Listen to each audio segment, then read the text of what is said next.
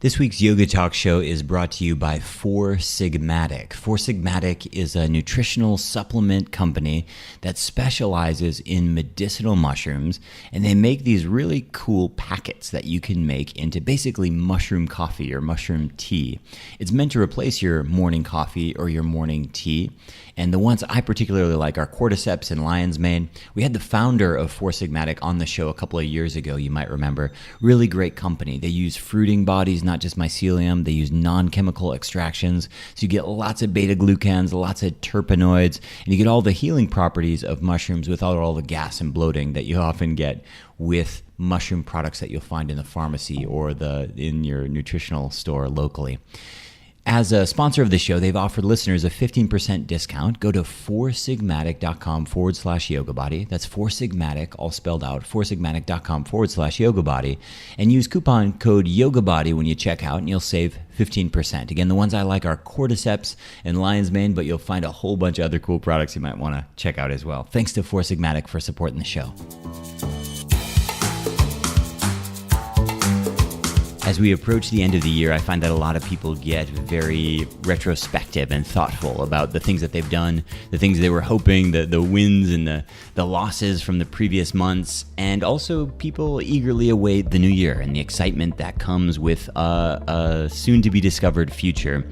Where I think a lot of people get stuck is what happens between the past and the future, which is the present moment, where we find it so easy to dream and do vision boards and order a bunch of books off Amazon and share our goals on social media and things like that.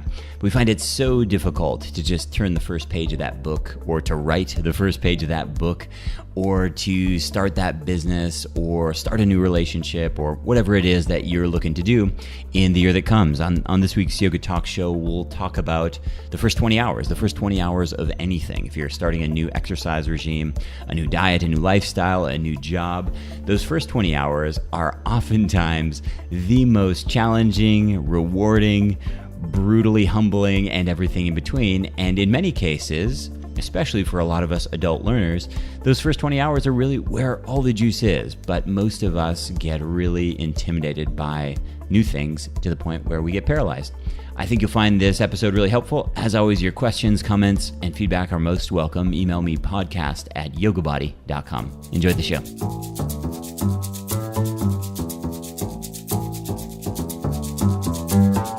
So hello and welcome everyone. Welcome to the Lucas Rockwood Show. Today's show is called Learn New Skills, Overcome Fears, Become a Hero. I am joined here with Josh Kaufman. Josh is the author of a bunch of best-selling books. The Personal MBA is really popular. I actually read this about 10 years ago. The First 20 Hours, How to Learn Anything Fast. And his newest book, How to Fight a Hydra. His TED Talk on the First 20 Hours, that second book we referenced, has been viewed over 12 million times. It's an excellent talk. If you haven't seen it, Google it, or we'll link up in the show notes as well. His research, his writing, reviews of his books, interviews have been featured in the New York Times, the BBC, the Wall Street Journal, the Atlantic, Fortune, Forbes, Time, Business Week, Wired, and a whole bunch of other publications, too many to list. Josh has been a featured speaker at the Aspen Ideas Festival, Stanford University, World Domination Summit, Pioneer Nation, Micro Conference, Bacon Biz, Google and IBM, and much more. You can learn more at his website while we're chatting. It's his full name, joshkaufman.net, not .com, but .net, joshkaufman.net. We'll link up in the show notes as well. Josh, welcome to the show. Thanks, Lucas. It's great to be here. You've got an interesting biography and a really very diverse group of books that you've put together. How did this whole writing thing start for you? So one of the things that I try to focus on is what could probably be said as practical wisdom. So important things about life that we all deal with or struggle with or experience on a day-to-day basis. And the thing that I try to do is a lot of research about how to both think about and do those things in a very straightforward, useful way. And so, whether it's business or learning something new or taking on big projects, I'm really trying to find the core of how to do the things you want to do in a way that works for you, and how to do them in less time and with less frustration than you would otherwise experience without knowing the best practices in each of these areas. We have a really wide variety of listeners, but what brings everybody together is really learning. This show has always been about sort of nerdy deep dives into all kinds of different topics, whether it's yoga or nutrition or wellness, whatever it is.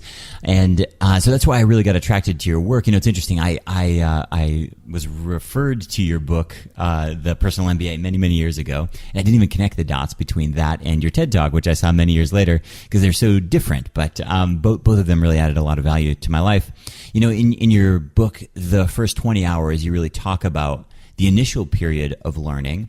And, you know, you can kind of contrast that to this idea that has been really popularized, this 10,000 hours rule, and people get really stuck on mastery. I work in the yoga space a lot, and yoga teachers and yoga students, really they're intimidated by this idea that they'll never get to 10,000 hours. And in fact, a lot of my students don't even have 10,000 hours of study left in them. A lot of people are getting into Sure. learning new skills later in life.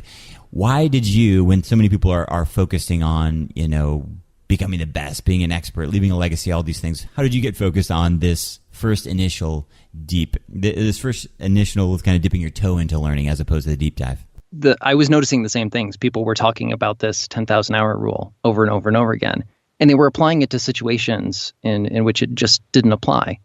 So for context, 10,000 hours is like, if you want to be a professional athlete, then yeah, you're probably looking at somewhere around that order of magnitude of practice. And that takes years. And so what I was noticing is people were applying this general principle to situations where it didn't apply at all. They were applying it to the process of learning something new, something they've never done before and wanted to figure out how to do for themselves. And they would become overwhelmed very quickly because it felt like, you know, the learning equivalent of climbing Mount Everest. Like, I don't know if I'm ever going to be able to get to the top. This is a huge mountain. But if you can't make it through the first very difficult 10 to 20 hours of practice, you're never going to make it to the 10,000 hour mark. That's just how time works, right? So most people don't have a problem getting from hour 9,000 to hour 10,000. The routine and the practice is already very well established at that point. The thing that affects most people's lives is, how do you go from the point of knowing absolutely nothing, so hour zero, having something you want to learn how to do, but having no idea how to do it. How do you get from that point to feeling really good about your progress, to being able to do something that you've never done before?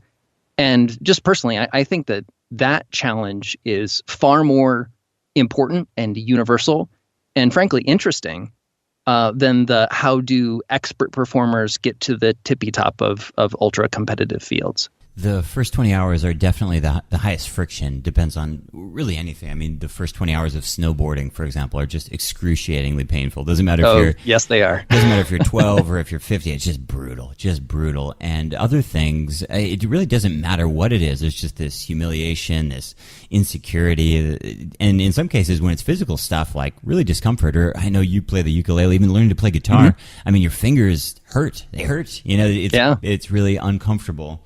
And I like this analogy too, because I think my theory is that people love learning. I'm a teacher more than anything. First and foremost, I teach, and my theory is that everybody loves learning, but our methods of teaching are just so poor. I've spent most of my life in foreign countries, and I currently live in Spain. And so I've spent a whole bunch of time learning languages, and I would say probably 95% of that was a total waste of time, because language education is so poor. But when people learn how to learn fast and efficiently and effectively, I just find that everybody likes to learn, even things that sound boring, like statistics or history, or if it's a good teacher and the information sinks, it's really, really empowering. I'll give you a specific example. When I spent about 5 or 6 years living in Thailand, and Thai is a very, very simple language. It's extremely intimidating because it's tonal. But your average English language fluent speaker is using about 40,000 words. Average Thai speaker is using about 12,000 words. So just objectively, it's a pretty easy language. The tones are what throw people off. So I struggled, and I couldn't even order food, couldn't get in a taxi. I mean, it's really frustrating. You think you know a word, and they don't understand anything, like just nothing. And I went to take a language class, and the teacher didn't teach us any vocabulary, nothing. For 6 weeks, we sat in a room making sounds, opening our mouth, buzzing, humming. I mean, excruciatingly painful, and it made all the difference. I am not an excellent, I don't have that much vocab. I can probably say 2,000 words in Thai, but people are blown away because I can speak, because I had a great teacher who understood that the difficulty here is not the vocabulary or the sentence or the grammar structure, because it's very simple. The difficulty here is these foreigners can't make these sounds. So we will sit you in the room for 6 weeks and you will make a whole bunch of sounds. And then from there, when somebody says a word, malako, or whatever it is, you can say it back. And it was really empowering and exciting. And it was really something that I think about a lot, whether it's learning yoga, which I've spent a ton of time doing, whether it's learning languages. Like right now, I'm trying to deepen my knowledge of Spanish. And I'm also trying to learn Russian, which is equally challenging, and really trying to make those first 20 hours not just fall on your ass painful like most people's first snowboarding hours, but really actually feel empowered. So I'm curious, in your research and your experience, I'm sure you've gotten a ton of feedback from readers and viewers of your TED Talk. What kind of things have you learned in terms of making those first 20 hours really impactful? Sure. Actually, your story reminds me of a really great book that if you have this interest and some of your listeners have this interest, I would highly recommend. It's a book called Fluent Forever by Gabriel Weiner. And last name is Wyner. And his approach to language is essentially exactly what you just talked about. Learn how to make the sounds first. So I think if I'm remembering the story right, Gabriel is an opera singer by training and got into language learning from that because he was singing in German and Italian and a whole bunch of languages he didn't know. And he found that the best way to deconstruct the early part of the process is if you can't make the sounds, or if you can't learn to recognize what sounds are associated with what, you're going to have a really difficult time. And so the entire book is language learning from the perspective of master this fundamental first, and everything else after that becomes much, much easier. And so the early parts of the skill acquisition process for me, there are two really big ones that make the entire process way, way easier. So the first is decide what you want to be able to do, which sounds very obvious, but this is the step that most people skip, or if they identify something for themselves, it's way too broad and way too general.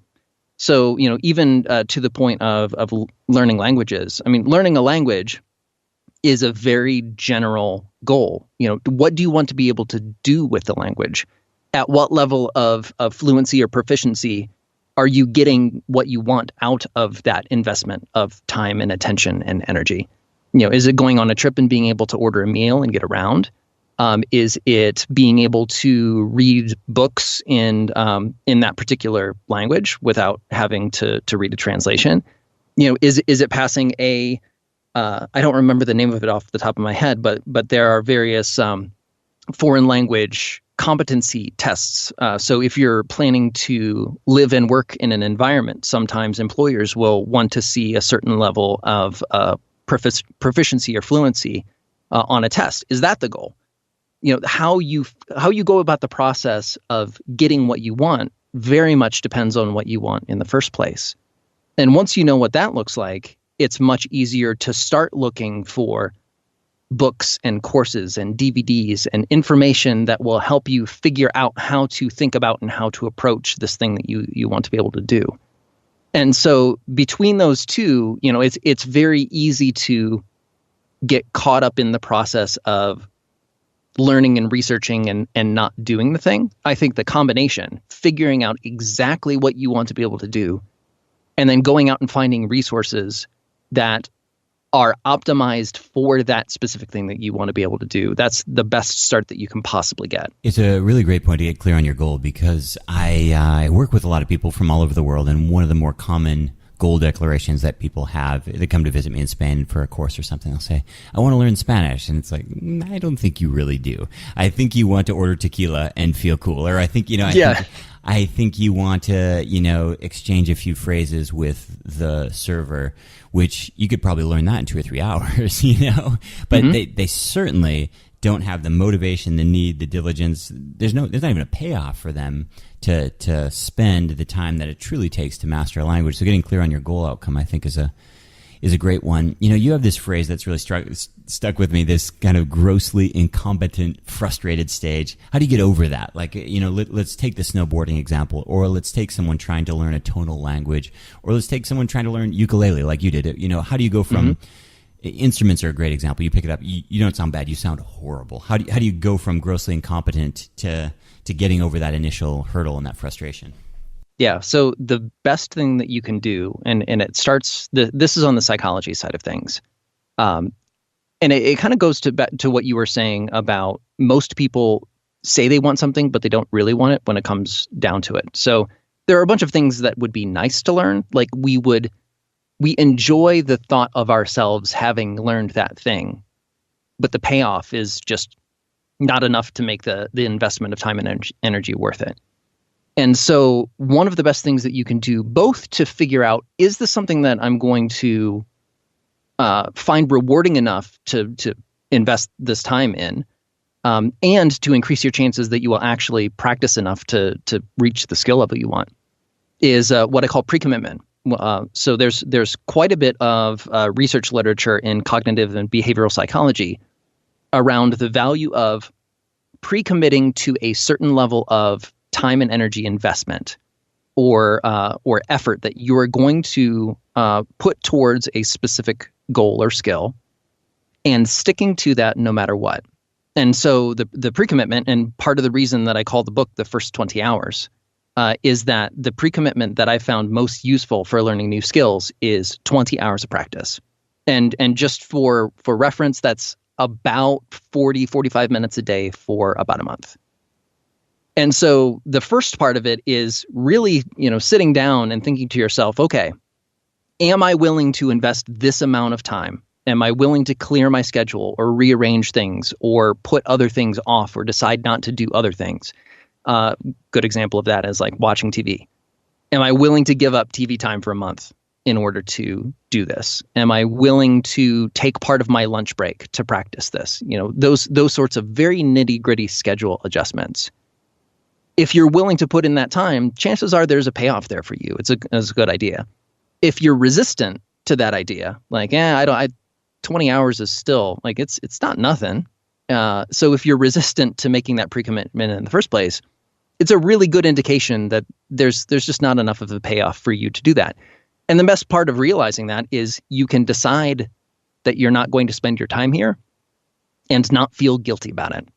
So I know a lot of people have, this huge list of things that they would love to be able to do, and they feel kind of subtly guilty about not getting around to all of these things. The 20-hour pre-commitment is a really great way to weed that list down to the things that are really important and valuable enough to work on, and then let go of all the things that, at least right now, just aren't important enough for your focus. And then when you're in the middle of practicing, the 20-hour pre-commitment is the best technique that I found.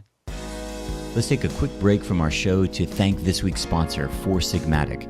Four Sigmatic makes the highest quality medicinal mushroom beverages on the market. Instead of nutritional supplements like capsules or pills, they make these really cool sachets that you put into a glass of hot water. Yoga Body listeners get 15% off. Go to foursigmatic.com. That's all spelled out, foursigmatic.com/Yoga Body. And when you check out, use code YOGABODY as a coupon code, and you'll save 15% on your order.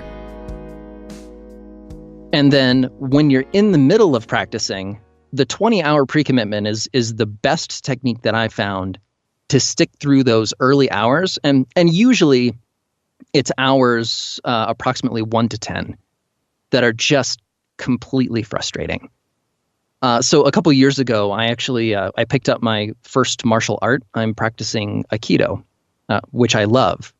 And Aikido is extremely technical, is probably the best way to put it. Like very small changes in balance and momentum make enormous differences. And your hands are doing one thing, and your hips are doing another thing, and your feet are doing another thing, and you have to have your body posture just right. There's just an overwhelming number of things to focus on at the beginning. And just like most martial arts, most people who try Aikido quit. I mean, the attrition rate is extremely high because it's it feels like you can't move your body. And you're watching somebody else who knows how to do it, and you watch them, and it just looks like magic, right? Hands move, feet move, and the attacker falls down somehow, but you can't really figure out how that works. And when you try to do it, it's just the first probably 2 months of practice are just like utter confusion. And so it's times like that where the 20-hour pre-commitment is extremely valuable. So, I came to Aikido after I did the research and writing for First 20 Hours. And so walking in, like, I'm going to do this for at least a year, even if I'm terrible, even if I'm frustrated and confused and can't do the whole thing the entire time. This is something that I want to explore. And I've decided it's important enough that I'm going to keep doing this even if I am terrible. And it didn't take very long to be not terrible, or at least to feel like I have a handle on what I'm trying to do, and I can see a progression to get to where I want to be. So, which, at higher levels of skill, I mean, this is something that will probably take at least a decade for me. But that early hour, or that 20-hour pre-commitment, or in my case, a year's worth of commitment, was the device that helped me get through those first 10 hours that were just brutally painful. How do you deal with bad teachers? It's interesting you bring up the martial arts example. I've been wanting to learn martial arts for about 8 years, and I live in a place, for whatever reason, I literally can't find a teacher. I've started learning other things because I just can't find a teacher. And I was really fortunate. I guess fortunate's not the right word. I was really deliberate when I learned yoga. I had great teachers always, not good teachers, great teachers, world-class teachers, really leaders in their field. And I really made a point of that. I just didn't want to waste my time. And it's why I also spend very little time with formal education. I pay consultants and experts lots of money just to talk to me for an hour. I just want to make sure I get good teaching. And I find a lot of people, especially in the health and fitness space, wasting a lot of time with somebody who doesn't really know what they're doing, or somebody who maybe has 100 hours of experience, and then this student is going to then rack up their first 20 hours with somebody who's just 5x ahead of them. How do you think about this? Because there's huge value in the 20 hours, but from a student perspective, there's also huge value in that guy or that gal who's walking around with 1,000 or 5,000 hours under their belt as well. Yeah, so coaching and instruction from an experienced practitioner is always going to be a high value thing. So if it is available to you, absolutely take advantage of it to the greatest extent that you possibly can. So unfortunately, great teachers are not super well distributed around the world. You will find pockets of super high instruction. And as you said, you will find a bunch of people who claim expertise where there is little to none. That's one of the reasons that I really like starting the whole process with books and DVDs and courses, mostly because you can usually find them go to Amazon or Google around a little bit. Spend no more than an hour on this, by the way. It doesn't take an enormous amount of time. But find the resources that when you look at websites or forum threads or any place where people who do the thing that you want to do hang out. Just do some research and try to find the resources that come up by name, or the people who come up by name over and over and over again. And that's a really good winnowing mechanism to figure out, okay, if you don't have an enormous amount of time to read everything that's ever been written, or all of the films or all of the courses that have been produced around this particular area, what are the one or two that you should start with first? And the thing that you're looking for in those resources is something that deconstructs what you're trying to do into the simplest possible explanation, and preferably in clear and plain language. And so this is actually going back to learning Aikido. That was one of the things that I deliberately did. I actually got very lucky because my instructor, Victor Hung, is amazing. But one of the things that I wanted to do is understand, is there some type of conceptual framework? Is there a way of understanding, aside from the repertoire of hundreds of individual techniques, is there some guiding principle or way of understanding this thing that I'm trying to do that applies at a base level to the entire skill in general? And as it turned out, a little bit of research says, yeah, there is. And so being able to deconstruct this, often very complex thing that you're trying to do, yoga is a great example, right? Hundreds of poses that you could learn, but what are the things that you're trying to focus on while you practice? How do you go about the process of practicing in a productive way? What does it look like when you're doing it well? What does it look like when you're doing it not well? What are the risks that are associated with going about doing this thing in a suboptimal or dangerous way? Like, all of those things are very important questions to answer for yourself.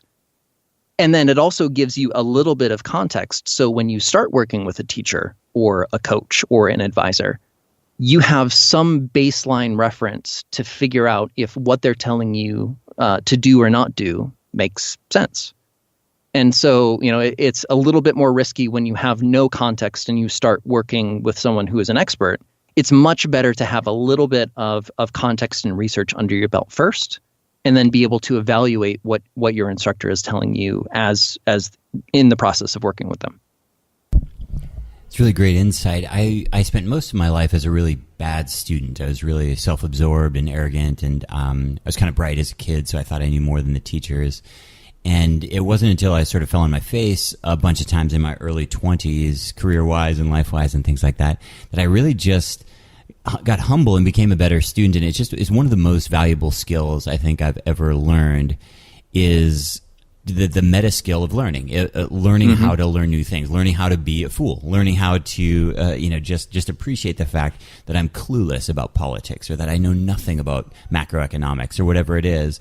And that curiosity that stems from that, at least for me, has just been one of the greatest joys of life.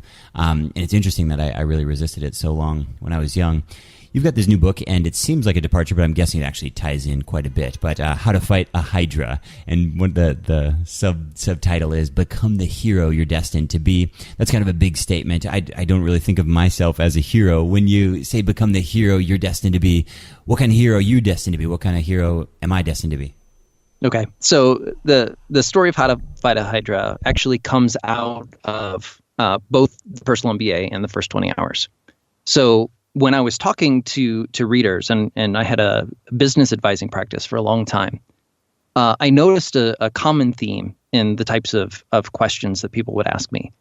And so on the business side, it would be, I want to start a business, I have an idea, but I don't know if this is a good idea. I don't know if it's going to work. Can you tell me it's going to work? Can you tell me that this is a good use of my time and energy? Can you tell me that this is not going to be bad for me? Like, I'm going to get what I want, and I'm not going to have to struggle too much to get it. And the same pattern applied to the First 20 Hours, right? Can you please give me some assurance that if I do invest my time and energy in this way, that I'll get the things that I want to get, that I'll live the life that I want to be able to live, or do the things that I want to be able to do. And what if it's hard? And what if it's scary? And what if I'm not sure if I'm fundamentally capable of pulling this off? So there's this huge undercurrent of fear and anxiety and uncertainty about these big things that we want to be able to do. And when it comes down to it, that fear and uncertainty and anxiety, those are the fundamental barriers that are standing between us and the life that we want to live. And so I got very curious about, well, this is a universal problem. Everybody feels that or experiences that in some way, shape, or form. So how do we deal with that problem? How do we face the uncertainty and face the fear and understand that when we are going about doing something new, there are no guarantees and there are absolutely risks. And so, how do you get your mind in the space where you can confront the reality of that situation and deal with it in a productive way.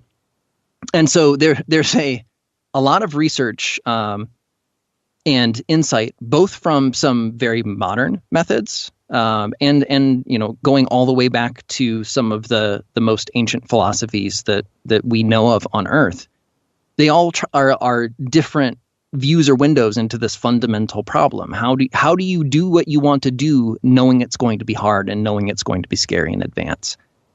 And so How to Fight a Hydra is my attempt at helping people understand that there are ways of thinking about these problems that are universally helpful. And I do that by way of analogy. And so the book is, it's actually my first fiction. So it's a short story about a person who decides that they want to do something difficult. And in this case, How to Fight a Hydra is a literal description. They're going off to face a multi-headed monster. And instead of doing the research-based nonfiction classic thing of explaining all of this research and all of this insight and where it comes from and how to use it, I decided that the best way to illustrate these principles was to show someone willingly enter a difficult situation and then show them handling that situation in a variety of very skillful ways. And so the story is so very much a metaphor, but all of the things that happen in the story are very much based on longstanding ancient and modern philosophy and some very modern challenges. It's great. I really appreciate all the work that you're doing, Josh. And you've certainly, I remember when I was first getting into business, your Personal MBA book really informed me, just gave me some basics ideas. I'm a yoga teacher by trade and sort of accidental businessman. It really paved a path for me and really been inspired by your recent work as well. So I appreciate your time. I appreciate you coming on the show. I know a lot of our readers will want to check out your books, follow you online. What's the best place for them to connect with you? The best place to find me is my personal website, joshkaufman.net. And from there, you'll find links to Personal MBA, The First 20 Hours, and How to Fight a Hydra. Thanks so much, Josh. One of the most common trouble areas for yoga students is their hips. People complain about tight hips and tight hamstrings probably more than any other spot on their body. The reason our hips are so tight in Western culture is because we never sit on the floor. We almost never squat down. In fact, our range of motion in terms of our hip flexion and extension is so shockingly limited that by the time most people are in their 20s, they can't really sit on the floor cross-legged comfortably. Their back's all hunched up and their knees are way up off the ground. And this affects all kinds of things. It affects your standing posture, your running gait, of course, your ability to do yoga. Probably half the poses in yoga demand a certain degree of hip mobility. And it also leaves you susceptible to injuries. If you have dysfunctional movement patterns, if your posture is wonky, you can't really lift weight up off the ground. You can't really move like a fully functional human. So it's really important to open up your hips. It just feels great also. You're more comfortable when you travel. You can get through yoga classes more comfortably. You'll also find all different movement practices, whether you're weightlifting in the gym, out for a run, or just doing anything that you might like to do for fun, like skateboarding or surfing or whatever it is just easier when your hips are open. A lot of people don't even realize how blocked they are. I get a lot of questions. We teach a pose called Blaster in our Gravity Yoga series that's very popular. In any case, a lot of people want to come take my classes. I usually just teach training courses these days, so I'm not that accessible, which is a shame. I'd like to do more public classes, but I'm traveling, I'm teaching, I'm writing, I'm doing these podcasts, and I don't have much time. In an attempt to make myself more accessible and to connect with my listeners, I'm doing a 21-day hip opening challenge. It's a private program. It's available on Instagram in a private group. It's really simple. I know you already have Instagram. You just sign up for the program, you join through the app, and every day you'll practice with me live on video. I will share with you my best hip opening stretches. I'll answer questions. We'll talk about anatomy. I'll show you some bones and some anatomical stuff to think about and show you how to do gravity yoga breathing and practices to really open up your hips. Now, in 21 days, the question is, can I really make progress? And the answer is absolutely. You'll make huge, huge progress. But even more importantly, you'll set the stage for some really massive transformations. When it comes to mobility, usually about 80% of the gains you'll ever make are made in the first year, and usually about half of those gains are made in the first month. So it's really, really big gains. You'll notice it right away. And it's pretty fun as well. Hip opening poses are really intense and very rewarding as well. I usually do it right before bed or in the evening because the breathing that we do with gravity yoga tends to put you to sleep. In any case, to learn more, go to yogabody.com. Scroll down, you'll see upcoming courses, the 21-day hip opening challenge. I hope you can join me. This week's nutritional tip is also about sweeteners. I get questions a lot. What is the best sweetener? Is it evaporated cane juice? Is it coconut sugar? Is it palm sugar? Is it date sugar? Is it maple syrup? Is it honey? And the reality is they're all just different sweeteners. And of course, natural things are more interesting in terms of, in many cases, micronutrients, so vitamins, in some cases even minerals, in many cases enzymes and things like that. But if you were to look at like a refined white table sugar and, for example, a really natural honey, I'm equally unexcited about both of them. Now, they taste delicious. I like both of them. But nutritionally, it's really comparing both things. But both things are equally managed by your body pretty well, and both things are equally challenged by your body. And so rather than trying to top grade your sweeteners, I always tell people just try to reduce them. And so rather than getting so worried about whether your honey is, specially handcrafted by some special beekeeper on the island of Hawaii, or whether you have evaporated cane juice or whatever it is, I would encourage you just to try to throttle your sugar altogether.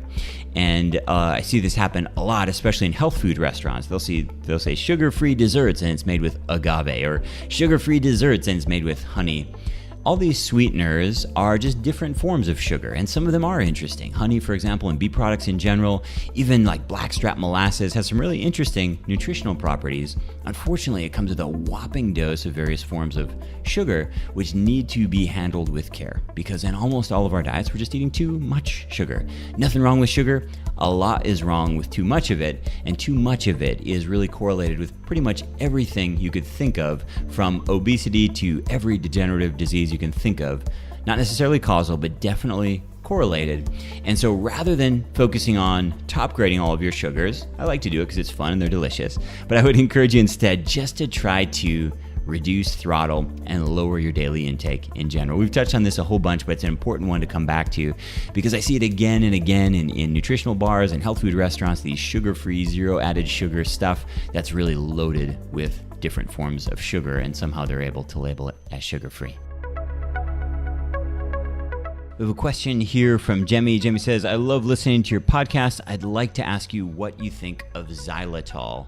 So xylitol, if you go to the grocery store, the gas station, you go to the pharmacy, and you look at the chewing gum, the breath mints, the toothpaste, the mouthwash, and a lot of weird other products like candies and quote-unquote sugar-free products, you will find xylitol, sorbitol, erythritol, and these are sugar alcohols. They're made from fermenting glucose and sucrose, so they're fermentation process compounds. So similar to alcohol, except they don't have any of the alcohol that gets you drunk. It just tastes sweet. So what do I think of them? I hate them. I hate them all. Xylitol and sorbitol in particular, I just won't eat them. People are always giving me these sugar-free. I'm a really big fan of dark chocolate, so people are always giving me these xylitol and sorbitol dark chocolates, and they're disgusting because they have some kind of artificial sweetener like aspartame, and then they have xylitol in there, and it says 0 sugar on the label. Both xylitol and sorbitol for me are just total gastrointestinal time bombs. I mean, I take this and I'm just sitting on the toilet for about 3 hours. A lot of people are so out of touch with what goes in their mouth and what comes out the other end that they don't realize how much these sugar alcohols are just blasting them. They go to the convenience store, get a little breath mint or some chewing gum. They don't realize that their gas and bloating they've had for the past 3 months are these little chewing gum things they have in their car or whatever it is. Now, erythritol, in theory, is supposed to be a lot better in terms of gastrointestinal stuff. For me, it's still a nightmare. With all of these, they're pretty new and we don't really know what they do. My theory is they really wreck your microbiome, so they probably kill a whole bunch of microorganisms in your gut, which is a terrible idea. Now, all of that said, topically, they're awesome. So xylitol, for example, in toothpaste, xylitol in mouthwash, really, really great. Xylitol eating, terrible. Same thing goes for fluoride, right? Fluoride gets all this bad press. Fluoride's terrible to ingest, but topically, it's kind of amazing. Xylitol is the same thing. To brush your teeth with xylitol toothpaste, really, really great idea. Just don't swallow it. It'll destroy your microbiome. So these things tend to be, just about as sweet as sugar, but they have a lot less impact on your blood glucose. But how else are they impacting you? Well, a whole bunch of other nasty ways, specifically giving you gastrointestinal distress and potentially killing off your microbiome. So I would much rather have a sugary sweet than anything with sugar alcohols. I recommend, except for taking care of your teeth, like dental care, mouthwash, and toothpaste, stay away from these sugar alcohols altogether. The research is still pretty new on this, but I have a feeling, just like with all artificial substitute sweeteners, when the research comes out, it's going to be negative, and I'm pretty sure it's going to have to do with the microbiome. So my suggestion is stay away. This week's iTunes review is by CEALK876 from the US. CEALK876 says, "This podcast has changed my life. I used to think being healthy meant eating less fat and counting calories. In my 20s, I started feeling the negative effects of this belief and took it upon myself to start doing research. I've listened to many podcasts that talk about health and wellness. Yoga Body is by far the most comprehensive and versatile podcast that I have found. I love that Lucas is able to give unbiased information on many different approaches to health rather than preaching one way or the other. The interviews Lucas has with experts in the field of medicine, neuroscience, fitness, mental health, and motivational speakers always leaves me with a piece of new information to chew on. I have implemented a lot of what I have learned from this podcast in my own life. I want to give a big thanks to Lucas and his team for providing this priceless resource for people like me looking to improve their life through healthy diet, fitness, and whole living. You're changing people's lives. Not only the people listening, but everyone that benefits from the listeners being the best versions of themselves. Stay awesome." CEALK876, you have won the Yoga Trapeze. Email us at podcast@yogabody.com and we'll get that out to you. If you like the Yoga Talk Show, you'll definitely want to get on our mailing list. Go to yogabody.com/sign me up. This is my private email list where once a week at the very most, I'll send you a quick update. This is where I send some of my insider information, some of the stuff that's not really for public consumption, but specifically for Yoga Talk Show listeners, early announcements of new courses and new products. And just for signing up, we give away a free prize. Usually we have some kind of physical gift or MP3 download, some kind of pose chart. We change it up every month. But to join the top secret list, please go to yogabody.com/sign me up. Thanks so much, and we'll talk to you soon.